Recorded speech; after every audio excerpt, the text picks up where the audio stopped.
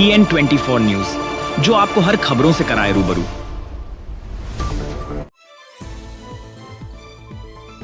नमस्कार, आप देख रहे हैं DN24 न्यूज और हम लेकर आए हैं आपके लिए एक बेहद महत्वपूर्ण और ताजा खबर।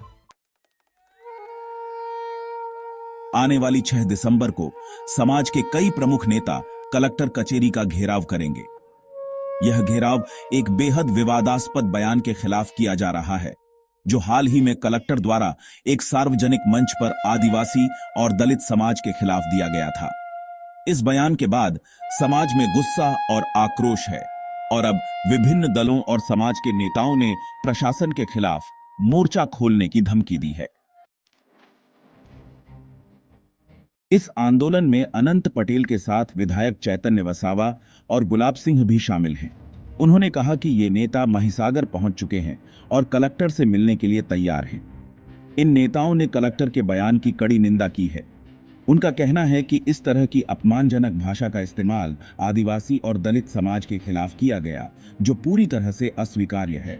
कलेक्टर ने मंच से कहा था, चप्पल निकालकर मारने चाहिए, चप्पल खाने लायक हैं, हरामी साले। इस प्रकार के शब्दों का उपयोग समाज के एक वर्ग के खिलाफ किया गया, जिसे बिल्कुल भी बर्दाश्त नहीं किया जाएगा। इसके अलावा कलेक्टर ने संविधान में SC ST अत्याचार निवारण अधिनियम का भी अपमान करते हुए यह कहा कि दलित और आदिवासी लोग इसका इस्तेमाल केवल ब्लैकमेलिंग के लिए करते हैं। इस बयान से उनकी मानसिकता का स्पष्ट संकेत मिलता है और इस प्रकार के रवैये को हम कतई स्वीकार नहीं करेंगे।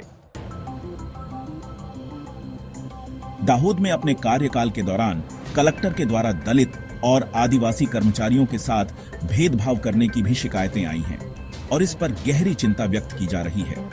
इस सब को देखते हुए यह आरोप लगाया जा रहा है कि यदि सरकार इस मामले में उचित कार्रवाई नहीं करती है तो यह मामला और भी गंभीर हो सकता है और इससे बड़ा जन आंदोलन खड़ा हो सकता है।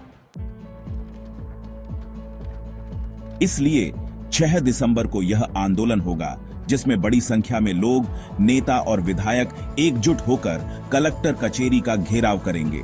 यदि इसके बाद भी सरकार कोई ठोस कदम नहीं उठाती तो इस आंदोलन को और भी बड़े स्तर पर फैलाया जाएगा और गांधीनगर और महिसागर में और भी कार्यक्रम आयोजित किए जाएंगे।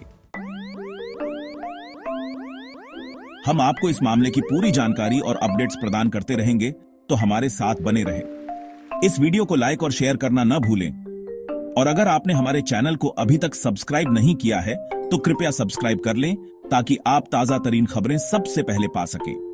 धन्यवाद। आप देख रहे थे DN24 न्यूज।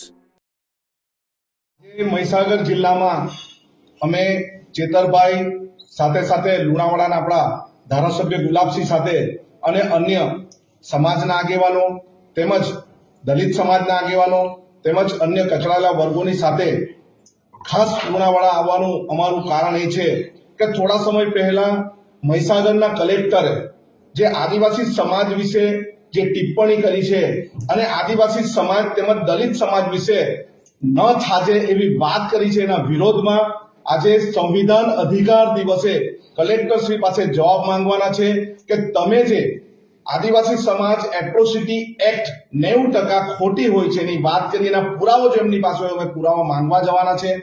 IAS કક્ષાના અધિકારી જે રીતની વાત કરી છે એ તદ્દન અશોભનીય વાત છે અને કેટલીક વાત અમને અહીં આવ્યા પછી પણ જાણવા મળી છે કે માત્ર ને માત્ર દલિત સમાજ, OBC સમાજ અને આદિવાસી સમાજને કોઈ ને કોઈ રીતે નીચો દેખાવાનો પ્રયત્ન કરે છે। આવનારી 6મી તારીખે પણ અમે કલેક્ટર કચેરીનો ઘેરાવ કરવાના છે। આવનારા દિવસોમાં આદિવાસી સમાજ, દલિત સમાજ, અન્ય કચડાયેલા સમાજ વિશે જો એમણે કોઈ પણ ટિપ્પણી કરી હોય તો અમે એમના પર ફરિયાદ પણ કરવાના છે। આગામી રણનીતિ શું રહેશે? આગામી રણનીતિ અમારી એવી રહેશે કે 144 ની કલમ લગાવવાનું કારણ શું છે। આગામી રણનીતિ અમારી એ જ રહેશે કે અહીંના મંત્રી જે આદિવાસી સમાજમાંથી આવે છે કુબેરસિંહ ડિંડોર ચૂપ કેમ છે અને આવનારા દિવસોમાં અહીં અમે એક અઠવાડિયું રહીને ગામડે ગામડે ફરીને 6 તારીખના આંદોલનની તૈયારીના ભાગરૂપે અમે ગામડે ગામડે ફરવાના છે। 6 તારીખે શું આયોજન છે? 6 તારીખે અમે કલેક્ટર કચેરીનો ઘેરાવો કરશું અને એમને તાત્કાલિક સસ્પેન્ડ કેમ ન કરવા એના વિશે અમે લડત ચલાવીશું.